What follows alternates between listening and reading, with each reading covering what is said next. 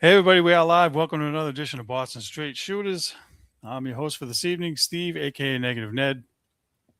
Frank is away on business, so we'll do our best to hold the fort down while he's gone. This is the show where we talk about Boston sports and get you all caught up to speed on the goings on over the last week. And give me a minute, and we'll post a link so you guys can join the show. Let me fix this. All right, so yeah, we have a lot. We have a we have a lot to talk about, and unfortunately, a lot of it's not good news, considering the local teams decided not to show up. So, uh, little frustrated with the Bruins and the Celtics getting bounced out of the playoffs. So unfortunately, we have no more uh, exciting playoff news to discuss. Unfortunately, and looks like they're going to be joining each other on the golf course. So uh, let's dive in. We're going to start with the Bruins. Give me 1 second. They lost Game 6 to the Buffalo Sabres. Unfortunately, on home ice, as predicted by yours truly. Just because that's just the way that things have been going for them. They couldn't get their act together in the playoffs on home ice. I don't know what the issue is for them with that, but it's not good. They struggle mightily at home,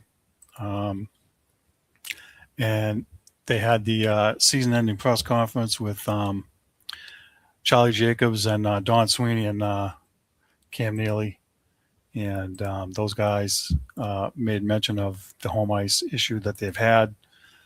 So, we're going to talk about that in a minute.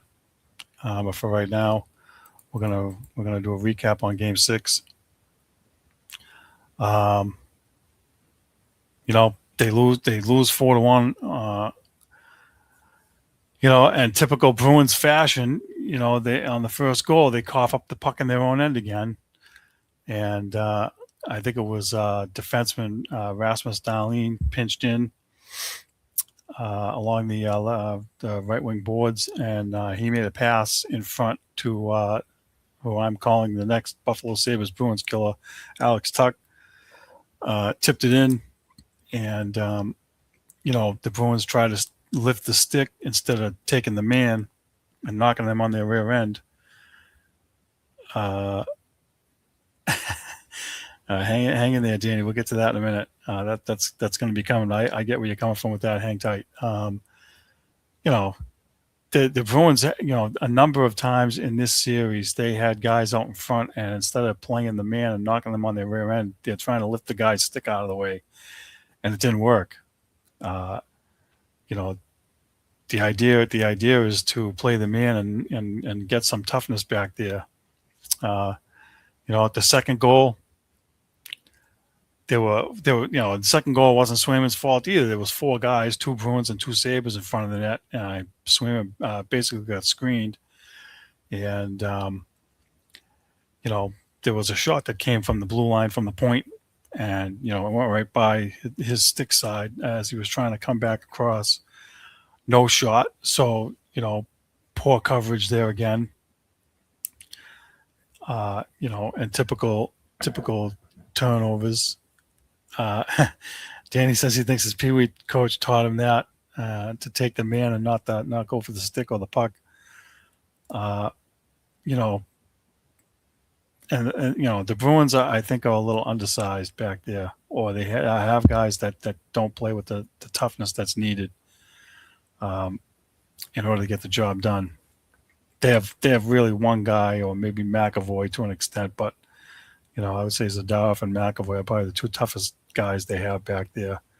The other guys, we're going to get into the specifics of who should stay and who should go and whatnot, how to fix the team later. That's season-ending recap we'll get to. But You know, the Bruins fight back. 2 minutes into the second, David Pastrnak scores uh, on a great pass from Pavel Zacha and just rips one.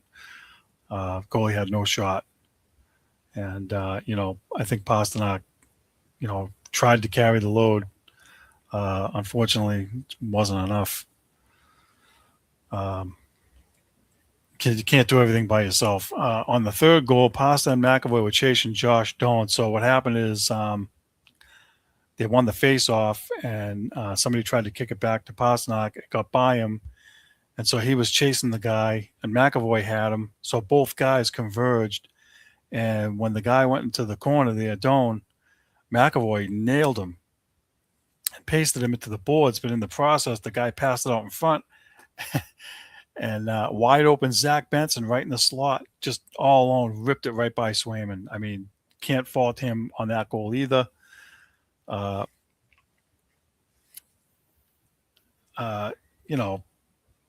they just, poor coverage again. Nobody thinking that, I gotta cover somebody out front or backtrack. Pastrnak in hindsight should have let McAvoy take him, Doan, and he should have tried to cover out in the front of the net somehow. And I will say that there's one thing I really hated in this game, and that is that the Bruins didn't get any power plays. Buffalo had 4 power plays. Bruins had none. And that's not the reason they lost. Don't get me wrong. But, it didn't cost them the game, but the refs jobbed the Bruins. There was a couple of times there was a high stick and a couple, trips or whatever, and nothing got called. So, very frustrating. The Bruins did out-hit them during the game. They got a ton of shots blocked. It kind of felt like watching old school Canadians. They were blocking everything. It was frustrating. Couldn't get shots through. The score sheet says that 19 shots got blocked, but it felt like a lot more. So, and they had scoring chances. They had, 20-something shots on goal. So it wasn't like they didn't get any shots. But they didn't get the shots they needed, and they didn't capitalize when they needed to either. So, unfortunate. That's a very unfortunate that, they couldn't score goals. And, again, Swayman did everything he could. He stood on his head. It wasn't his fault at all. He really had a good playoffs overall, I thought. So, not his fault. I don't think you can point blame at him for as much as I got on him last year. This year, he did a complete turnaround. And again, just so everybody knows, he is a Vezina Trophy candidate. Him and 2 other guys. So kudos to him. How to fix the Bruins? Listen, they need better defensemen. That's a known. That's a known right now. Let's get to a couple things here. Danny's saying that Zadar played with a torn MCL from games 4, 5, and 6. So, kudos to him for toughing it out. I didn't notice any difference. So good for him. He says Mac had a broken hand, so I assume that's McAvoy. If he had a broken hand, not sure which game it was in, but look, he's a tough kid.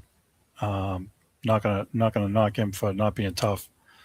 I just feel that sometimes, if you look at the way he plays in the world stage, when they have the Olympics and when they have the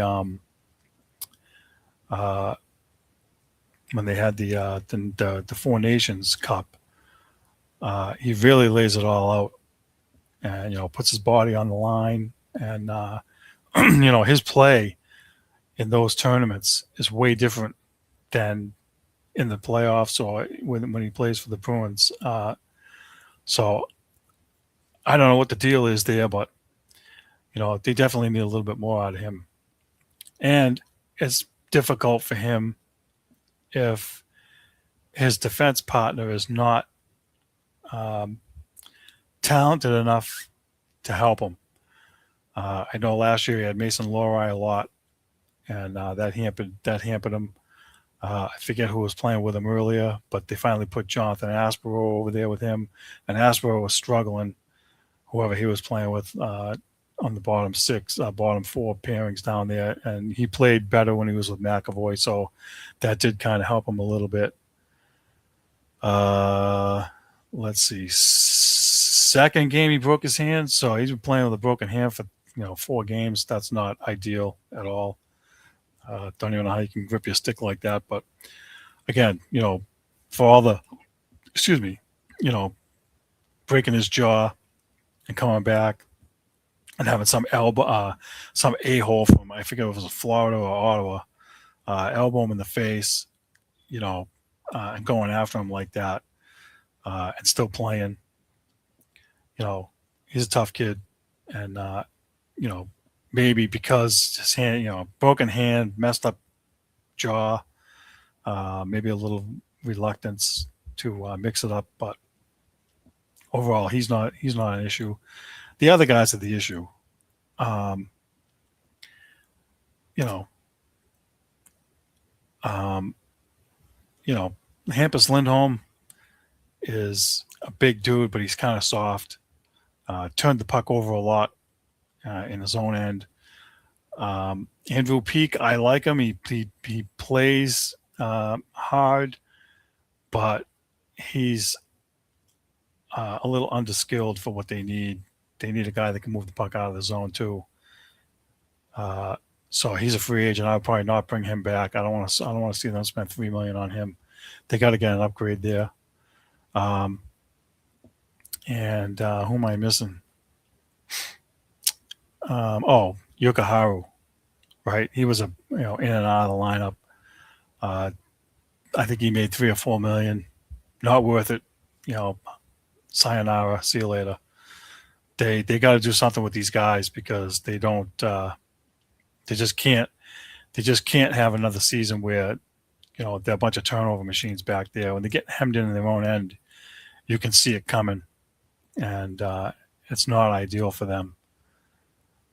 Peak is leaving, and he should leave, and I'm fine with that. They got to get somebody better back there. Lindholm, the liability, is what he's called. That's funny. Listen, they got to figure it out, and they definitely need to do something up front and get some more balanced scoring. Elias Lindholm. So listen, the two Lindholm, and they're not related, unfortunately. One of the Lindholm brothers, but they both have big price tags. Hampus Lindholm has a $6.5 million price tag, and he's here till 2030 or 2031. Elias Lindholm is making almost $8 million. He's here till 2030 or 31, and they have both no trade clauses, which I am totally against. And I get that that's kind of what it takes to sign some of these guys, but I am not a fan of the no trade clause. There should be an out for the teams that they can use, so they're not stuck with these contracts. And they don't have it. So I don't know how you get it or what they got to do, but they need to figure it out, because they're going to have to make some trades to upgrade, to improve this roster somehow. They got to do something. Up front too, I know they have Higgins. I like him. I like him a lot. I want to see him get a crack next year. The way the Bruins operate, I can already see them bringing back Victor Arvidsson, and he had a good year. But again, at 32, I don't want to see another $4 million tied up with him for another 4 or 5 years. By the time he's 35 or 36, he's not going to be worth squat. Let's see this. Hey, look at that. How about that, Sandy? Thanks for joining. So, we are, listen, I harp on them re-signing these guys and getting stuck with these bad contracts. Um, you know, Mason Lohrei, as much as I like him, uh, he may need a change of scenery. He's a talented kid. He can score offensively, but defensively, even though he was probably in the plus minus department, he had a better year. He wasn't -3 like -44 like last year, but um, he's not physical enough, and also, you know, sometimes he gets caught out of position a lot. So, maybe you can package him, and maybe, listen. Uh, I know we're gonna have a lot of time to talk about how to fix the Bruins going forward, but real quick, they kind of lost they got screwed with the ping pong ball uh, lottery the other night. So uh, they traded Brandon Carlo, and they got back 2028 first round pick. Not 2028. Sorry, they got a first round pick from Toronto, which would have been a first round pick for 2026, but it was top 5 protected, and they got Fraser Minton as part of that deal. So it's already a steal, that trade. But the ping pong balls dropped uh, the wrong way for the Bruins, and Toronto ended up with the number 1 pick. So, um, they kind of got screwed there. So now they're going to wind up with Toronto's 2028 first round pick, and they have first round picks they got from Florida for next year too. So they may be able to package some of those extra picks with somebody somehow and get an upgrade up front or on D. And that's kind of what I'm looking for. I want to get to the press conference that they had. Let's see. Oh, what's this? Nope. Let's close that. Hold on one second. Bear with me while I find what I did with this. All right, all right, here we go. Here we go. Bear with me. Let's do this. Let me do this. Okay. Sorry about that. I find my notes. So we have we have a question. Are you putting any blame on Jeremy Jacobs? This is from Sandy's friend. Anybody that knows me knows I have hated the Bruins, and I have hated Jeremy Jacobs ever since they had to trade Ray Bork to Colorado, because he would not build team around him to win the cup. So I'm always blaming Jeremy Jacobs. I think that with Neely in charge and with the salary cap that Jeremy Jacobs pushed for, I have to say that they have been willing to spend up to the top of the cap. So it's not like they're spending $30 million on players and pocket $50 million and putting minor league team out there. The problem is they're not spending the money right. So the roster is messed up. And so Don Sweeney probably deserves more of that blame. And actually, to go back, it's probably not Jeremy Jacobs either at this point. It's the son, Charlie Jacobs, because he endorsed Don Sweeney and Cam Neely in that press conference yesterday. And he said, I feel like we're on the right track towards becoming a Stanley Cup contender in future years. That comment right there says that, if anybody's looking for upper management, Sweeney or Neely to get fired, it's not going to happen. So I think that ever since Jeremy Jacobs has owned the team, their MO is to get in the first round of the playoffs, get the 2 playoff games, get the extra gate, sell tickets. They lose in the first round, it's gravy to him, and I don't think he's interested in winning the Stanley Cup. What they say versus what they do. And listen, I have to eat a little bit of crow there, because 2 years ago when Jim Montgomery was the coach, they made all the right moves. And they had a wagon of a team. They actually went for the cup because Bergeron and Krejci were on the back end, and they knew that their window was closing. They did the right thing. They went for a cup, and they have gone for a cup a couple times, but they haven't gone for the cup consistently enough over the last 30 or 40 years that I've been watching them. I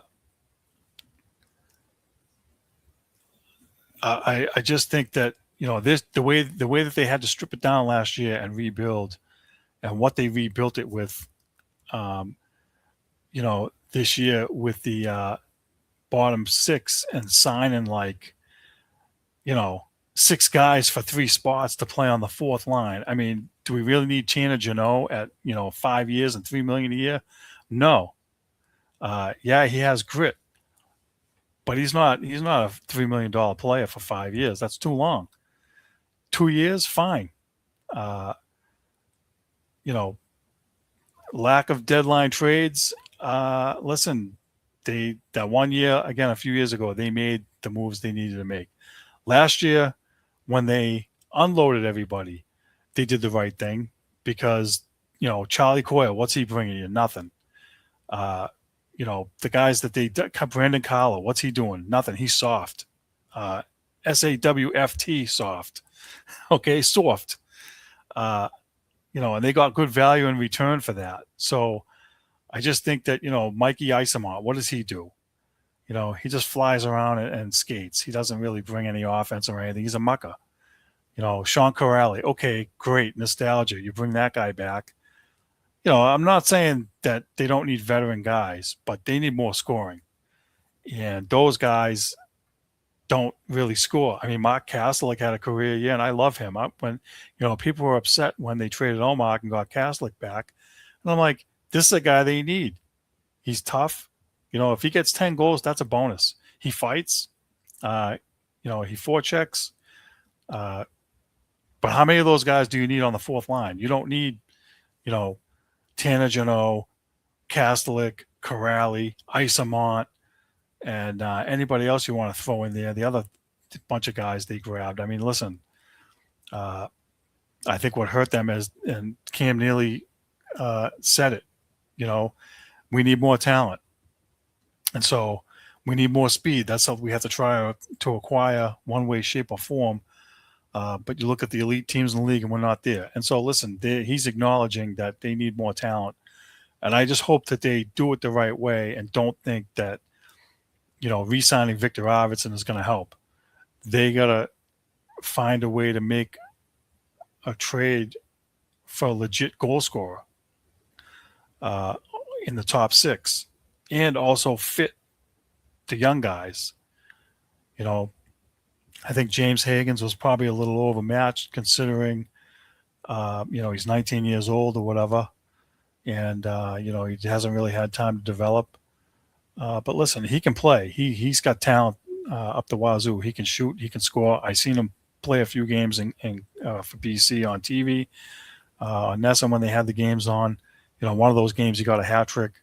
And my argument with the Bruins forever is that they get goal scorers and they force him to be a two-way guy and they ruin him. And that frustrates the hell out of me. So Higgins is a guy I don't want to see them ruin. I want to see him get a legit shot. And so they got to fix the back end and they got to get some more talent and get some scoring. Because if they don't do that, and listen, they have contracts that are kind of killing them. You got the two Lindholm guys that are killing you. You got, I think Jeannot's contract is he's got a no trade clause or whatever. And I think the backup goalie, his name's escaping me right now. Jesus. All right, whatever. The backup goalie, needs to get traded and free up cap space. I don't know how you do it, but and he wasn't bad this year. He had a decent year. I'm not saying just like, kick him to the. But I am saying kick him to the curb. Listen, if they eat his contract, right? This is what I would do if you can't trade him. I would buy him out. His salary cap number, instead of being $3 million, would be $800,000 ish, whatever it is. And I would kick him to the curb, and I would bring up DiPietro from Providence, and you're going to have Swayman and DiPietro because I don't want to see DiPietro get bounced. And I think he signed a 2-year contract, so I don't know. Either way, you know, this is his second year in a row where he's been like the top goalie down there. He doesn't need to be there. So there's an upgrade right there, number one. And then mention all the other upgrades. There's going to be plenty of time for free agency. There's the draft, and the Bruins are going to be picking near the bottom 10 probably with where they finished. And look, they had a good year. Let's see. Cam needs to put his money where his mouth is. This is Denise. Let's see. He said when they extend Sweeney's contract for this year, he would be reevaluated. Let Sweeney go. He did nothing to help the team this year. Well, listen, we've been talking about that too. He said Sweeney would be reevaluated. I don't think he's going anywhere this year because they're still rebuilding. I think maybe he gets one more year now. So listen, they all said last year that they needed to be tougher, and they needed to strip it down and get some building blocks. And you have to give them another year now. They made the playoffs. Listen, I had them 9th or 10th this year. I had them out of the playoffs. They finished with 100 points. And, they exceeded expectations, in my opinion. So he's going to get another crack at it. And if they don't improve next year, then I could see him getting bounced. And I would definitely find a way to can Sweeney. We've been calling for this for a while. And, the drafting hasn't been great. So hopefully, they hit with Higgins and make some noise. They also, and I do need to move on, so I'll try and be quick here, but they need to get a captain. I know that they try to poo-poo the captain and say, oh, there's a bunch of leaders in here, blah, blah. They need a guy like Chara. They need a guy like Ray Bork. They need a guy like, old school captain. Every team has a captain. Almost none of them have, 2 or 3 guys wearing an A. Not right, not necessary. They gotta change the culture back, and they gotta get a voice in that room to help them move forward. Not sure how they get it, but Cam Neely's just saying, hey, look, they'd love to name a captain, but we've got great captains here, so they have the new coach coming in, implement a new system, so he's basically going to leave up to Sturm to figure it out. I just hope they do something and pick a guy and be done with it. All right, let's move on to the Celtics. Let me do this because I didn't do it. Where is it? Right here. Let's do this. Okay. We're going to move on to the Celtics. They of the blown 3-1 series lead to the 76ers, unfortunately. They lost games 6 and 7. It was really ugly, and nobody around here is happy. I'm definitely not happy. I am frustrated as hell that these guys lost those 2 games. Game 6 in Philly, they lost 106-93. And Joel Embiid coming back for them was a big factor. The Celtics didn't have anybody to really match with him because the guys we have at center are undersized. Not undersized height-wise, but, they're about 30 or 40 pounds lighter than Embiid is, and they just couldn't push him around. So, it's unfortunate that they lost. They had a bad game. Jaylen Brown only got 18 points. Tatum had 17. The guys for Philly stepped up. Tyrese Maxey had 30 points. He was a monster. Paul George stepped up. He had 23 points. I made some notes here. I felt like early on when Philly was trying to shoot threes, the Celtics could have taken advantage, but their shots just weren't going in, so they weren't able to make it count. Derek White missed a 7-footer. Jaylen Brown missed an 8-foot turnaround jumper, and somehow they were still 3 behind after the first quarter. They were still in the game. I mean, and Neemias Queta within a freaking 3 second span, got a personal foul, a turnover, and an offensive foul. I mean, he had a tough go. Didn't help. Uh, and you know what? The Celtics only scored 2 points in the last 4.5 minutes of the third quarter. Uh, you know, and then once it got out of hand near the end, most of the scrubs got the playing time. So, I felt like they just didn't bring it like they needed to. And, the 3 point shooting, as we've been hopping on forever here now, we've been doing this show for over 3 years, and the 3 point shots are still an issue and still a concern. They were 12 for 41 from three, which is 29%. And so the 2 games before, they were 44%. They won those 2 games. This game here, they lost it and just couldn't do anything. And they lose game 6, and then they get game 7 at home. And again, you lose game 7 at home.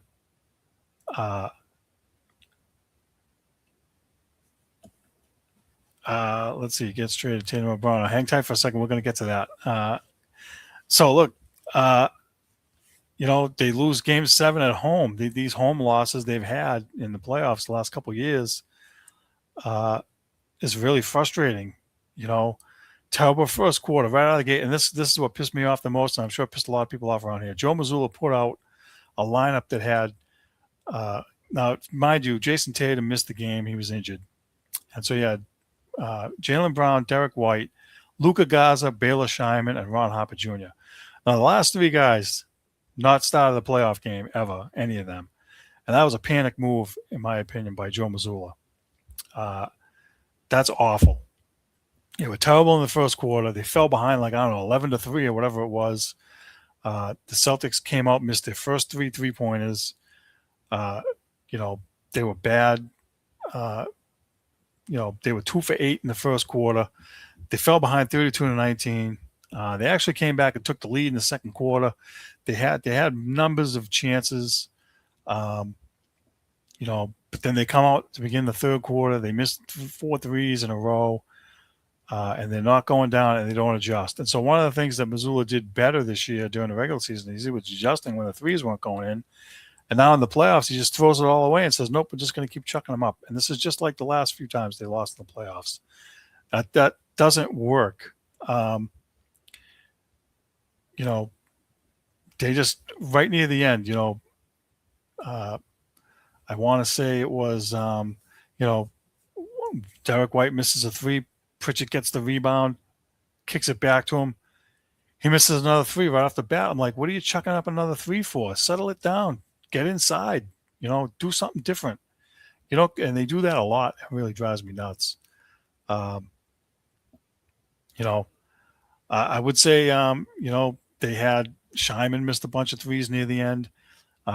Hugo Gonzalez came in and provided some spark for them, playing some tough D, but he got in foul trouble. And they had to take him out, unfortunately. But, he did what he could. 2 for 15 from 3 in the third quarter. Terrible. They actually were within 1 point, 99-98, with about 4 minutes left. And they proceeded to miss their last 7 shots, including 5 threes. That's awful. You ain't doing anything. 2 for 11 from 3 in the fourth quarter. So 4 for 26 in the second half in that game, and no adjustments from Joe Mazzulla. I mean, and on Frank's other show, we have a group chat, and I said that, Joe Mazzulla for a little while in the first half of that game looked like Henry Winkler and the Water Boy hiding behind the bench over there until the Water Boy calls him out and says, "Hey, what are you doing?" It just felt like he just kind of folded. He got out coached, and they can't do this. They just can't. They're not going to recover. 13 of 49 from 3, 26%. Again, 4 for 26 in the second half. That's awful. And games 5, 6, and 7, they were 36 for 129 for 28%. You're not winning any games doing that. So, they got their work cut out for them. And so now we have the end of season wrap up, and there's all kinds of scuttlebutt about Jaylen Brown being unhappy here, and of course, uh, you know, the media here, as they've been doing, even when they re-signed Brown, is like, you know, they're trying to force a split between Jason Tatum and Jaylen Brown, and so you know the let me, whoops, contract. Yeah, let's touch on Jaylen Brown's contract. So I found out today, because I didn't know, that in July he's up for a 2-year extension on top of what he has on his remaining contract, and that contract is 2 years and 142 million. So I think he has 2 or 3 years left on his current deal, and then they can tack on 2 more years and pay him 70 million a year, 71 million. I don't know if they're going to do that or not. And so, there's a scuttlebutt where Brad Stevens was asked about Jaylen Brown, and he said he talked to him, and it was nothing but positive. We've been here 10 years together. He's not expressed any frustrations. My door's always open, blah, blah. Jaylen Brown came out and said he wants to be here for another 10 years. And I like Jaylen Brown. He's an intelligent guy. He plays hard. He brings it every game, hustles his rear end off. And I like Jason Tatum too. He's talented. He's quiet. He's not the same kind of, some guys are just not vocal leaders. But I do think he's a little bit soft. He's more talented, but he's a little softer. So to answer your question, if it was me, I would pick Brown, and I would try to trade Tatum. I think even though Tatum has the torn Achilles recovery, blah, blah, whatever, I think that you'd get more back. Frankie, no! Get out! Sorry about that. Mascots are having a WKW over here. So, I just think they get more in return for Jason Tatum. And the Celtics do need big guy. They got to get a guy that's like Embiid, big, not injury prone. I don't know who they can get, but they got to get a big guy. And, somebody was mentioning like, well, who's going to shoot the threes? And I'm like, they still got guys that can shoot threes. Derek White shoots them. Pritchard shoots them. Shireman shoots them. Hauser shoots them. They got plenty of guys if they want to take 45 threes in a game. They need a low post guy center. They had Al Horford, was kind of that guy, but he got old. Porzingis, 7'3", but he shoots threes. And defensively, he just got to put his arms up and get in the way. And I like both those guys, but you're not going to get that. They have to get a big guy.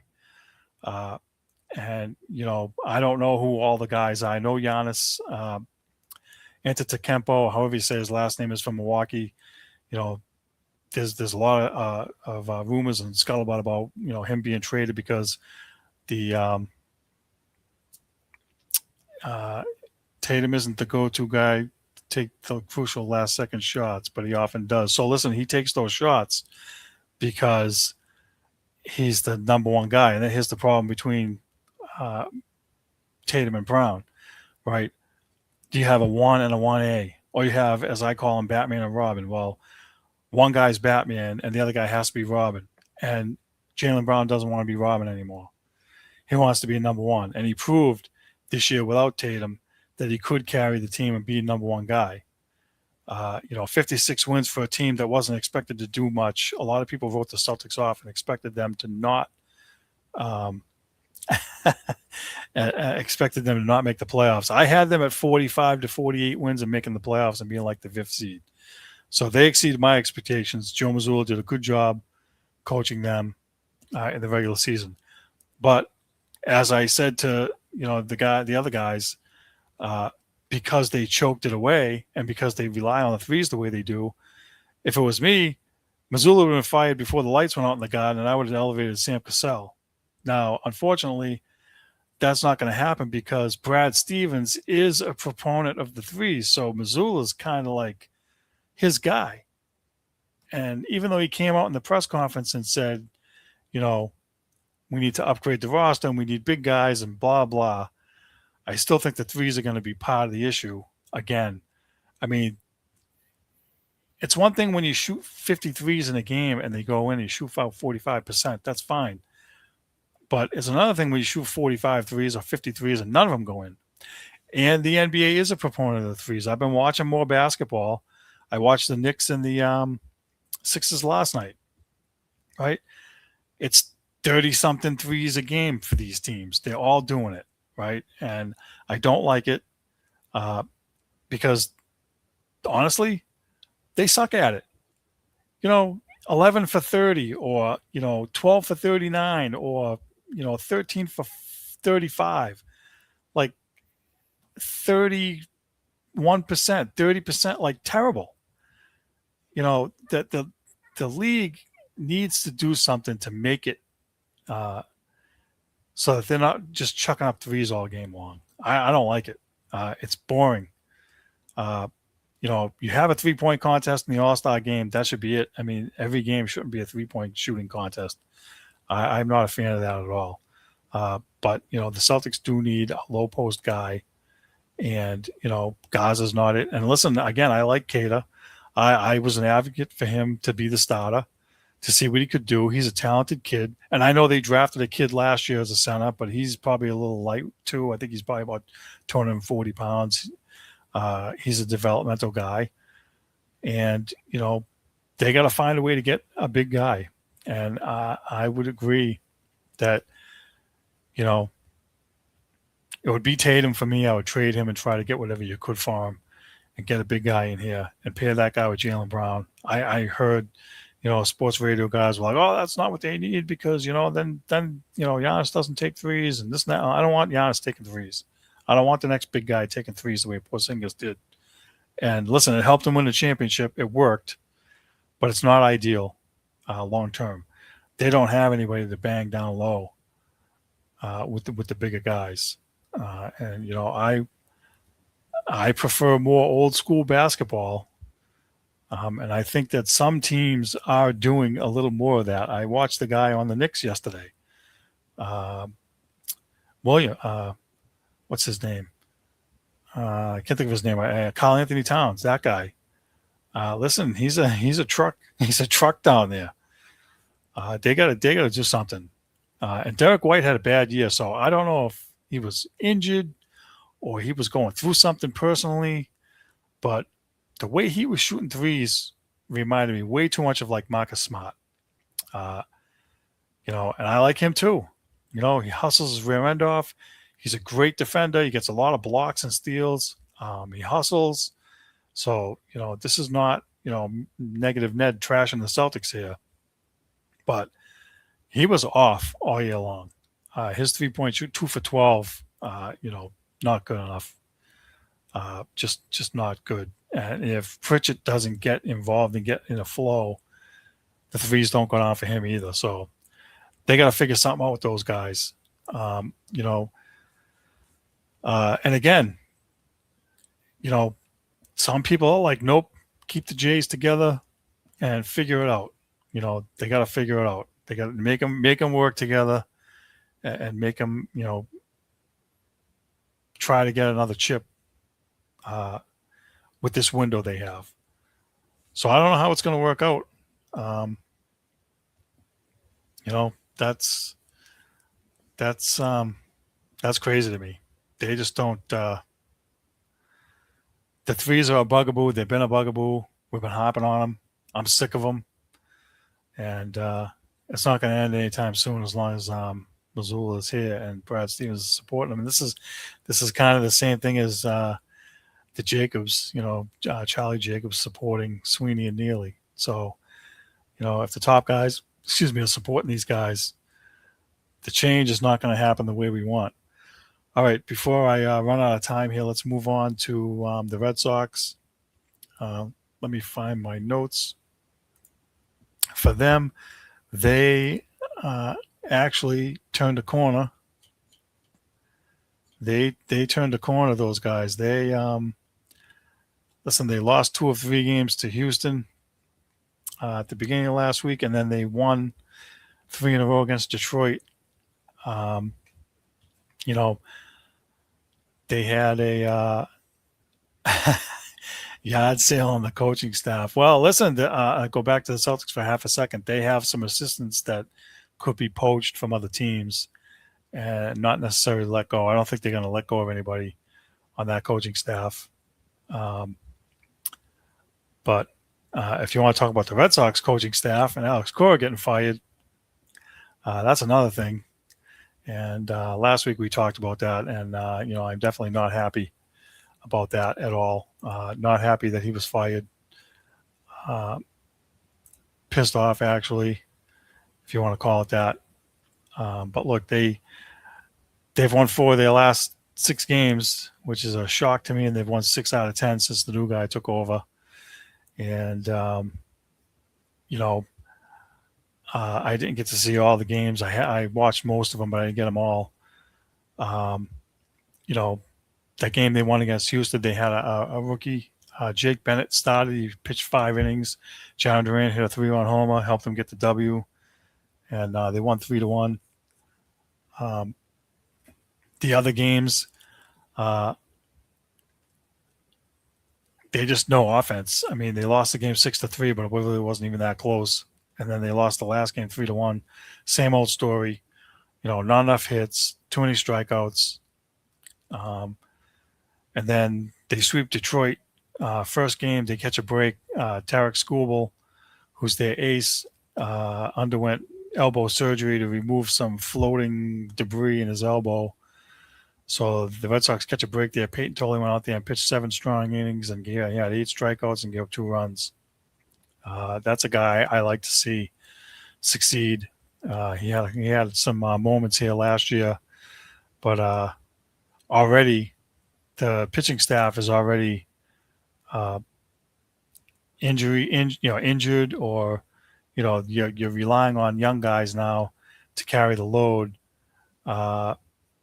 Garrett Crochet went on the DL with a shoulder issue. Sonny Gray just came back yesterday from being on the DL with a hamstring injury. He pitched 5 innings yesterday. He pitched 5 innings and gave up no runs, I think, yesterday, and they won. But Connolly Early, who made the team out of spring training, had a rough outing against Houston. He pitched 4 innings, gave up 5 runs. I think these guys are being forced too early to be relied on, and there's no pun intended there, by the way. They just so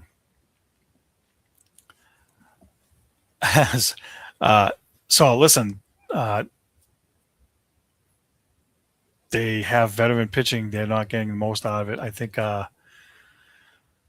What's the other guy's name there? Suarez. They finally getting some good starts out of him, but he left his last start with an injury in the 4th inning, 4 shutout innings. He's pitched good, like 2 or 3 of his last 5 starts or something like that. He's been pitching better.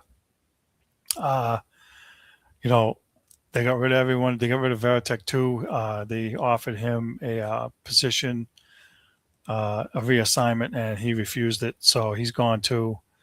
And maybe it did light a fire under their rear ends. I mean, the management pretty much made it known that, you guys are here to play. End of story. No pun intended. Trevor Story was vocal and unhappy about Cora getting fired. So listen, I just think that, and I've hopped on this too. So there's a couple things going on. I'm gonna stick with the Detroit series for half a second because in the 10-3 win a couple days ago, they hit 3 home runs and scored 10 runs off of Framber Valdez, who used to be on Houston, and he got pissed off and hit Trevor Story in the back. And then there's all kinds of scuttlebutt about the Red Sox were cheating. Excuse me, they were, stealing the signs and sending them to the hitters. And it's not illegal to steal the signs in baseball. It's been going on forever. It's illegal if you have like a stupid Apple Watch in the dugout like they got bagged for a few years ago, or banging on a trash can like the Houston Astros did when they won the World Series. Yeah, but these are the, quote unquote unwritten rules of baseball. Everybody's doing it. They just got that guy that day. He got pissed off. And now I listen to sports radio and like, oh, the Red Sox are cheaters and that's the only way they can get hits and this and that. And I'm like, okay, when Garrett Crochet got schwacked around a couple weeks ago and gave up 11 runs, nobody said that the sign stealing was a thing where he was tipping his pitches. And if so, the other team should be, get a slap on the wrist and a no-no and a tisk-tisk. Now the Red Sox do it and it's all tisk-tisk. They can't do it. And like, no, unacceptable. I don't accept that. If it's not illegal and everybody's doing it, then shut the hell up and just freaking play. You got whacked around. It wasn't your night. Too bad. I just, I don't want to hear it anymore. I'm sick of hearing the crybabies cry about crap. It's been this way for 100 years. Leave it alone. But the other thing I'll say that's extremely frustrating to me, and I've voiced this a number of times, including last week, is the driveline guys are the guys that are making it so that everything is either a home run or a strikeout. And the whole league is like that. And I didn't realize until I looked into it. I found an article where approximately 50% of the teams in the league are using driveline for hitting. And that's why every team, when you look at the lineup, has at least one or two guys hitting like $180. And they swing at pitches in the dirt and the guys don't know the strike zone. And, I don't mind analytics to a point, but they're overdoing it. And the approach that they're taking is the wrong approach. Guys don't know the freaking strike zone. And so they whacked that guy around the other day and they were getting hits with guys on base. And they were getting clutch singles and doubles and they were using all parts of the ball field. That's the way you're supposed to hit. And that's what I want to see more of. I'm not going to go into another rant now about the driveline thing. I just think it's ruining the game. And when the Red Sox strike out a ton and get 3 hits in a game, you're going to know why. That's it. That's the root cause. But, I give them a half an ounce of credit. I still stand by what I said last week. I still want them to lose every game. I want them to finish in last place and blow these guys all out of here. I think Breslow knows his butt is on the line, and that's why he fired Cora. And they were at odds anyway. Alex Cora is a damn good manager. He's going to be a manager somewhere next year. They'll win the World Series, and the Red Sox will have egg on their face. I do want to move along to one more thing before we get to the poll questions. New news and more information coming out about Mike Vrabel and Diana Rossini today came out that back in 2019, they rented a boat. They were the only ones on the boat. And, it was 2 months before she was pregnant, and it was 2 months before the birth of her son. And, I don't know which one it is. She has 2 sons, and one of them is named Mike. And so there's a lot of speculation about whether it's named after Mike Vrabel. And more news came out today that her husband now wants a paternity test or DNA test on that kid to see if it's Mike Vrabel's. So this is not going away anytime soon, unfortunately. I hope it does before training camp. And he's still here so that we can focus on football and forget this nonsense, because it's getting crazy. But now there's new reports saying that she wants to go on like 60 Minutes or one of those Good Morning America or some show to share her story and reclaim her narrative and get her career back on track. And there's more scuttlebutt that Vrabel might do the same thing just to get this over with. Listen, I don't know how it's going to play out. I don't know if she'll get another NFL job covering teams the way she did. But it would not shock me if somebody partnered with her and gave her her own podcast with somebody else or whatever. She'll get paid and she'll make dough, because that's the new thing now. Everybody's doing podcasts. Look, we're doing podcasts, right? But everybody's doing them and making a boatload of dough. And, I wouldn't be surprised too if, somewhere along the line, there's a Netflix documentary or whatever about all this crap. It might get even more ugly before it gets better. Let's hope that's not the case. And stay tuned, because I have a funny feeling that people have been holding on to a lot more, and it's going to get released, and it's going to get out of whack around here. All right, let's move on to the poll questions. Last week's poll questions we had. Let me find them down here. Where are you? All right. Now that the dust has settled, after losing a 3-1 lead to the 76ers, should the Celtics fire Joe Mazzulla? We had 33% yes and 67% no. Everybody knows where I stand on that, so I'm not going to rehash that again. But the consensus is that no, he wouldn't be fired.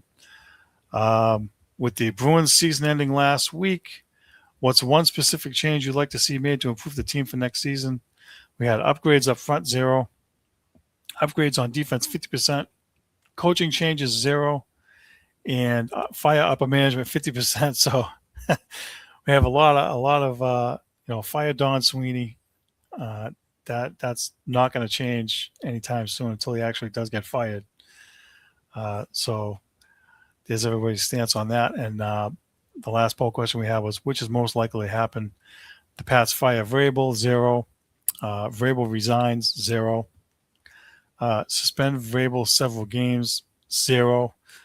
And no discipline at all, 100%. Nobody thinks he's going to get disciplined. However, I heard something on sports radio again regarding whether or not he's going to be the head coach. And there's this, I don't know if it's odds or whatever, but this morning or yesterday, the odds of him staying was like 75%. Today, by 2 o'clock, it was like 61%. On my drive home, it was at 4:30, 5 o'clock, it was 58%. And then somewhere along the line, jumped back up to 64%. So there's a whole bunch of things going on about whether or not he's going to stick around as the coach or I don't think he'll get disciplined. The NFL is not investigating this at all. So it's going to be interesting to see if he steps down or there's another course of action there, but let's hope not. All right. Those are the poll questions. Now we're going to move on to the weekly predictions. Predictions from last week. I said the Bruins would lose Game 6, break out the golf clubs, ding, ding, ding. That was kind of a no-brainer. I'm sure there were many unhappy people with that prediction, but when you've been watching them as long as I have, I just had a feeling, and nothing new there to report. I said the Red Sox would lose every game last week. Wrong. They did not. They actually had a better week than I thought they would. They won 4 out of 6. So shocking there. Patriots, there's going to be another Mike Vrabel nugget somehow. Slowly leak out. Ding, ding, ding. Another one right. And that prediction can be put to pasture because now I think there's going to be more along the way. Celtics win Game 6. And if there's any games in the next round, they win the first one. Wrong. Done. They proved me wrong. Egg on my face again. Too many threes. I should have predicted they'd shoot too many threes and lose, but I didn't really feel that way at that time. So another one wrong for negative Ned. Let's see.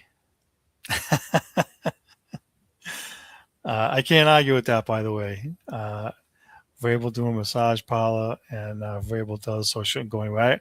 I can't argue with that. This week's predictions. Let's see. Going to be tough. You know what? And I forgot to mention Roman Anthony got hurt and wound up on the injured list with a wrist sprain. So no telling how long he's going to be out for. I'll just say, you know what, Red Sox, another injury to the pitching staff. I don't know who or how, but the way their season's going, somebody's going to take another hit. It would not, and I'll stick a name out there just because, and say it's Ranger Suarez because he had the hamstring thing. If he doesn't come back, he'll be the next one back on the DL. So there's that. The Patriots. Listen, there's really no news going on there, but if you really wanted to make a splash, kind of, sort of, without doing anything, Stephon Diggs is still a free agent. They could still re-sign him now that his court case is over. It would not be a shock to me if they did that. However, it would not bode well for them if they do land A.J. Brown. So stay tuned for that. Let's see. I say the Red Sox lose more than they win again. They got 4 games against Tampa. I don't see that going well for them. They've been having a hard time with them lately. I won't say they'll lose every game. I'll just say they'll lose more than they win, and leave it at that. And let's see. I'll just say that, one more for the Bruins is that another player will come out. There was another guy played with some kind of major injury we didn't hear about before, just because that's the way it's going. Whether it's Elias Lindholm or Zach or one of them guys had something that they played through, would not be a shock. And we'll stop there. And that's it. We're finished. That's the end of the show. I want to thank you all for watching. Thanks for tuning in. Thanks for the comments. Thanks for voting in the polls. Make sure to check us out on YouTube, and we'll be back next week. Peace out.